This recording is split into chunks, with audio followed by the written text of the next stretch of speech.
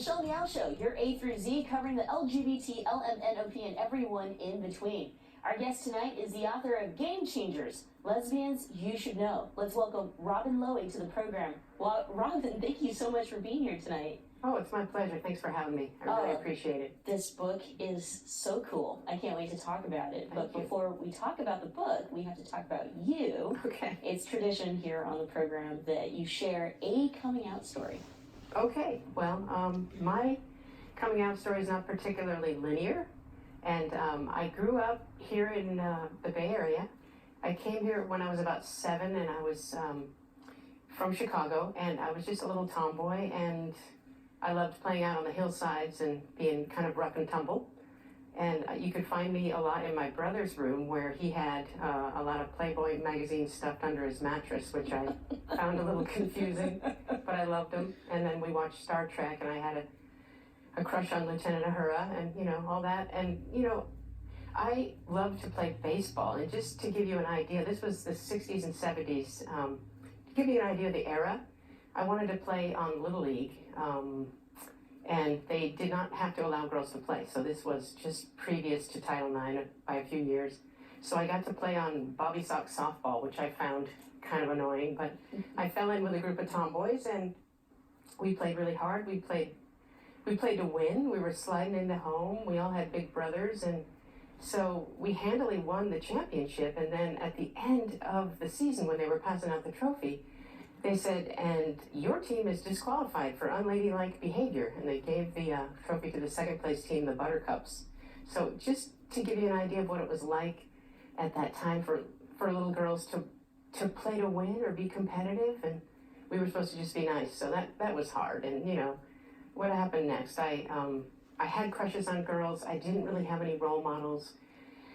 All I had to look up to were the PE teachers, and I thought, well, if that's what it's like, it's not me. And then every book and movie at the time had to have, if it had a lesbian character, and you probably know this, they had to either die, go back to men, or go crazy by the end of it. So, I mean, that's all I had to look at. So I just kept thinking, this is unacceptable how I feel.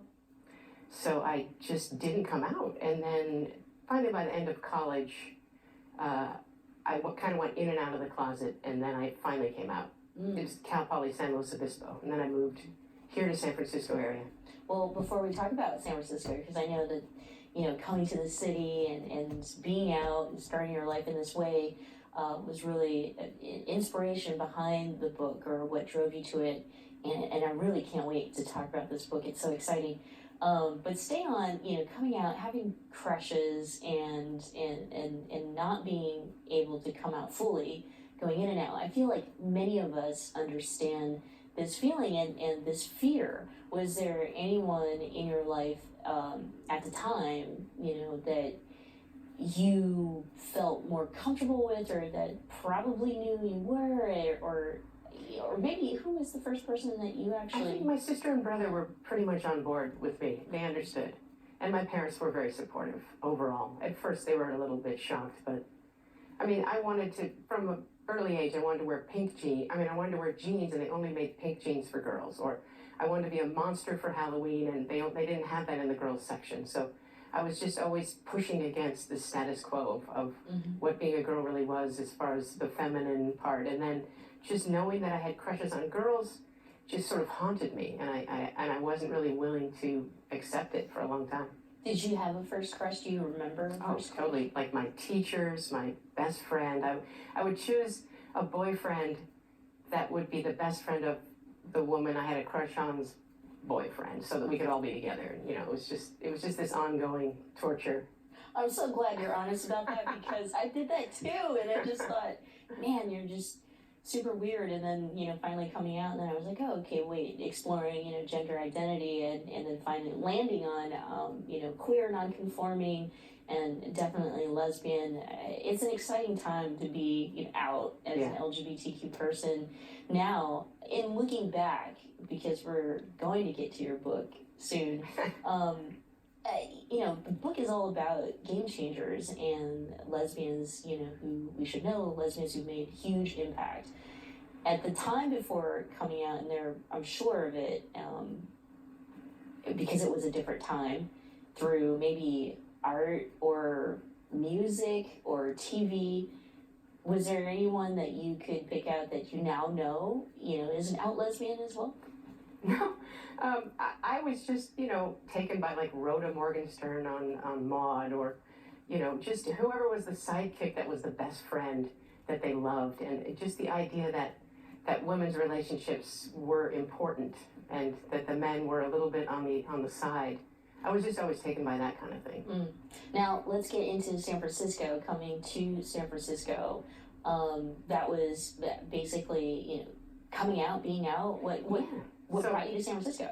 Well, I'm from this area, so I came more or less home, and I met pretty much right away after college the beautiful woman that would become my partner for the next 27 years, and we each had a child. We were part of this sort of group of lesbians having children back in the 90s, early 90s.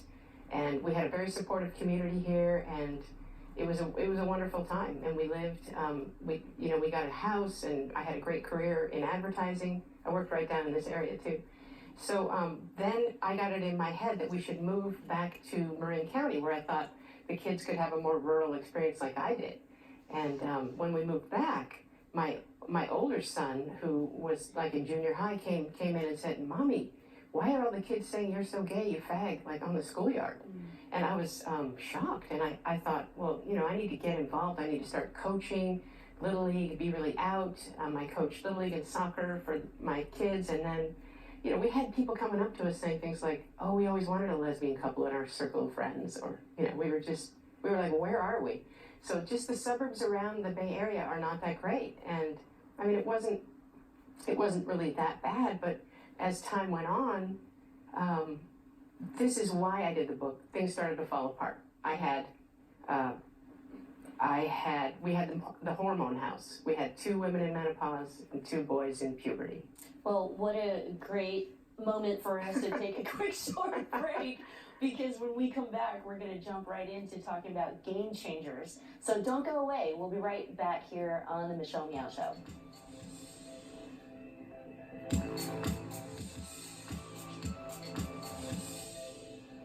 Welcome back. Thank you so much for joining me here tonight for the Michelle Meow Show. Our special guest is Robin Lowey, who is the author of Game Changers, Lesbians You Should Know. I feel like every lesbian, everyone should know. I mean, this book could be like thousands, millions of pages. It could, and I have a volume 2 on tap, so we'll see how that goes. Yeah, we'll get into how, you selected some of the individuals that are in this book, but we left off,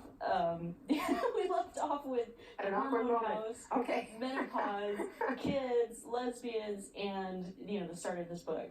So what happened was I lost my big job downtown in advertising.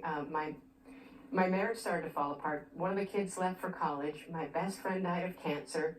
And my marriage didn't survive it. So I was left with just a turning point to really start over with my life. And I dove into things like volunteering at the high school and trying to, I worked for the LGBT Speakers Bureau. And I really learned a lot about the atmosphere at the school and like what was happening there and what were these kids thinking. And it was just brilliant, and it perked me up. And as time went on, I just felt like something needs to change, and I started to get excited about how like lesbians over 40 don't really have that many fun hip places to like talk about their lives. And so I started this website called apocalypse.com, and it's a multi-contributor blog where I had a lot of the women that ended up in the book. There was over 20 people, there still is, that contribute their stories to this forum, and it's been quite a hit. And I was able to process what I was going through. People talked about their events and art installations and music shows and just all the stuff that we're doing. And so through that, I got the idea when the FAIR Act passed to do this book, and I realized I know a lot of the people. I'm a graphic designer and an artist by trade. I know about book design, I know about kids, I know what happens in the schools, and I wanted to create something that would provide the kind of role models that I didn't have. Backing up just a little bit, the FAIR Act. This is really important, right, and historical. And California, one of the first states in the country to pass the FAIR Act, which is a bill that that basically you need to have LGBTQ inclusion in curriculum in the school system, Exactly. Right. Yeah, and so having this book and that being a part of history and imagining, your kids, they're now adults, but at the time when they were growing up in school and being able to open up a book and see some of your friends, like you mentioned, who were part of, marriage equality or the gay liberation movement, that's incredible. Right. And it was just the kind of thing that, I've had a lot of people say to me that they wish they had this book when they were growing up. So I just got so excited, and I'm pulling it all together, and I'm just spending endless time on it, but I have no idea what the end result will be. Like, will it go into schools? How will I fund it? I didn't really have a lot of money.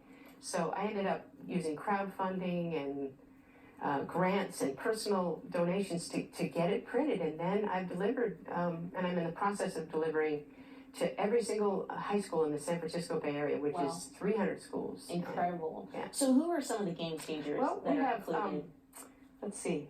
We have Kate Kendall, of course, who just retired from NCLR. National Center for Lesbian Rights. That's spent correct. 20 years there as the executive director. And she and NCLR were very instrumental in marriage equality. Mm-hmm. Then we have Crystal Jang, who is one of my favorites. She was one of the first lesbians to come out publicly. It was in Chinatown in the 70s, and I guess Pat Parker and a group of this health initiative were going to different communities and addressing this idea that they may have gay and lesbian, or they did have gay and lesbians in their communities. And so, as the story goes, and I'll probably tell it badly, that the mayor of Chinatown was saying, we don't have any gays and lesbians in Chinatown. And so Crystal stood up and said, my name's Crystal Jang and I'm a lesbian. And she's an educator. Her parents were prominent in the community, and it was a really big deal. So her story is fantastic. Let's see, who else? Marga Gomez. Who's just an old friend. I've known her forever, and we go way back. Monica Palacios and Eleanor Palacios, her sister. They're both Monica's a playwright and an educator. Let's see, who else? So many. Yeah. What I'm guessing the names that you brought up are some of your favorite, and you mentioned they're your friends. And, and Franco Stevens, who did Curve Magazine. Curve Magazine being one of the first lesbian-focused magazines out there in the world. Yeah, and she ran that for 20 years, and there's a great story behind it of how she got the money to do it, and she's just so interesting. Yeah, and what's been the response so far? Oh man, I've gotten so much great feedback, and the educators love it, the kids love it, people love it. It's been so gratifying to me. Like, I get invited into the classroom a lot, and I do these presentations, and I have this kind of colorful thing, and I kind of go through basic LGBT history facts, and I had a girl, maybe a 17-year-old girl, come up to me just in tears saying, I saw your book, and I can't believe you're really here. And she was hugging me, and she was just so thrilled that there was representation of her life in her classroom. And, another interesting thing is just telling them about simple things like same-sex marriage passed in 2015 nationally, and a hand will go up in the back of the room, and the kid will say, wait a minute, I thought that was legal for a really long time. Oh, wow. And it's like, wait, you guys, you're a senior now, you were a freshman when that passed. Yeah. So a lot of the kids have a misguided idea of what is true about our fragile and fairly new freedoms. Right, wow. Well, we're going to take a quick short break right here, but when we come back, we'll continue our conversation with Robin about game changers, lesbians you should know. Don't go away, we'll be right back. Welcome back. Thank you so much for joining me here tonight for the Michelle Meow Show. Our guest is Robin Lowey, who's the author of Game Changers. It's so exciting, and I'm so excited that you're here this weekend because it's, the first weekend of June, which basically means, right, it's the recognition of Pride Month, and it's the Pride Kickoff. The Pride Kickoff, that's right. And this year's particularly special because it's the 50th year anniversary of Stonewall. Yes. And just kind of doing a whole lot of reflecting and looking back. We're talking about marriage equality, kids now will have a book like yours, to look at least high school students that you mentioned before the break, will get to flip through and see representation of, you know, heroes, I should say, lesbians who have done great things, have contributed greatly, and here we are, sitting on a TV set talking about lesbians. I know. So good. Big accomplishments, right? How do you feel in kind of doing your own reflecting back and thinking about, that night, that summer night, the Stonewall, in which it took a little bit of fighting back, and then here we are 50 years later. Oh, I'm just so excited to be a part of this. I could have never have dreamed what would, that little 7-year-old girl with no role models to today. And, at some point I just realized I really have nothing to lose, to just be my authentic self 100%. Just go for it. Mm-hmm. Yeah. It's they say the first Pride was actually a riot, which was Stonewall. And I love it that we fought back and made that happen. It's brilliant that it's the 50th anniversary. I'm really excited to be a part of this. Yeah. And there's more work to be done, actually. There. And I'm sure that there'll be volume 2, volume 3, 4, 5, 6 of Game Changers, because there's so many of us who are able to be out now. Some great new progress. Taiwan, right? Just passed marriage equality, being the first Asian country to do so. But talking about there's still work to be done, I was just home the other weekend with my parents in Stockton, California. It's 80 miles east of here. Lots of good growth, great growth. Mm-hmm. But the media is a little bit slow to change, the newscast at least. But it's also a reflection of what happens outside of, what people can consider as safety nets. A news segment. There are parents in the area who had threatened to take their kids out of the school district because of the FAIR Act. We mentioned that's the bill that would include LGBTQ history in school curriculum. And these parents are talking about, having this fear that their kids would be learning about sexuality and sex way too early, which that's not, the point of the FAIR Act. The FAIR Act is LGBTQ inclusion. That's propaganda. Yeah. So my question is, what would you say to those parents, being somebody who is contributing to, the FAIR Act and also to lessons out there in high schools? Well, the FAIR Act does not include any talk of actual sexual acts or anything like that. It's, so for second graders, for instance, which is one thing that my mom lives kind of behind the orange curtain down by LA. And she said that she saw in the paper that they were upset that they were teaching about, gay sex in second grade. It's just not true. The only thing we're talking about is different types of families at that age. Oh, there's different kind of families. There's 2 moms, there's 2 dads, and this is super important for families like mine. My kids were, somewhat scandalized as kids, with the other kids saying, that's not right. You can't have 2 moms. What's that mean? And so it's not true, and what we're really doing is just bringing it up at high school level. All they have to do is include in the textbooks, according to the law, that people like, say, Oscar Wilde, they have to say that he was a gay man. They can't just go through history and ignore these huge things. So it's not about any kind of inappropriate anything. But I mean, even when I went into the schools to speak at the LGBT Speakers Bureau, we had people that could opt out. A lot of kids were sick that day. Their parents didn't want them to meet us, and all we did was tell our stories. Hey, we grew up around here, we have kids, we're lesbians, and I would bring in trans people, and yeah. Not to mention, I mean, LGBTQ people obviously have always been part of our history, our politics, our society. Of course. I mean, when you include folks like Harvey Milk, right, one of the first elected gay politicians in United States history, how could you leave that out? You can't, but my thing was, I was afraid that, how they had Black History Month. They didn't have that when I was a little kid, but later on they had a poster of Martin Luther King in every classroom, which is great. And I'm just envisioning that they'll have a poster of Harvey Milk in every classroom at some point if we're lucky. But then I want to make sure, what about the lesbians? What about the women that did? So the criteria for my book is that you're over 50, you came out young, and you created significant cultural contributions to LGBT culture specifically. So that included, you know, people that weren't necessarily famous in the world at large, but were famous amongst our circles. And yeah. When I picked up the book, I thought, the first person I thought of was Sally Ride.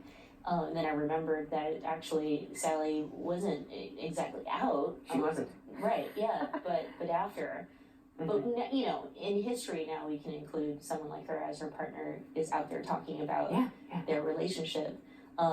As we wind down, we've got about 30 seconds left. I want to thank you so much for this book. I appreciate it. And talk to us, you have a party coming up. Oh yes, it's going to be on June 8th at Manny's. And I'm going to have a panel discussion with Franco Stevens, Kate Kendall, Jenny Olson, and Crystal Jang, and special guest Olga Talamante, who is slated for Volume 2. And then beforehand, we're going to have a tea dance at Jolene's. That's so awesome. Well, congratulations, and thank you again. Don't go away. We'll be right back with final thoughts here on the Michelle Meow Show.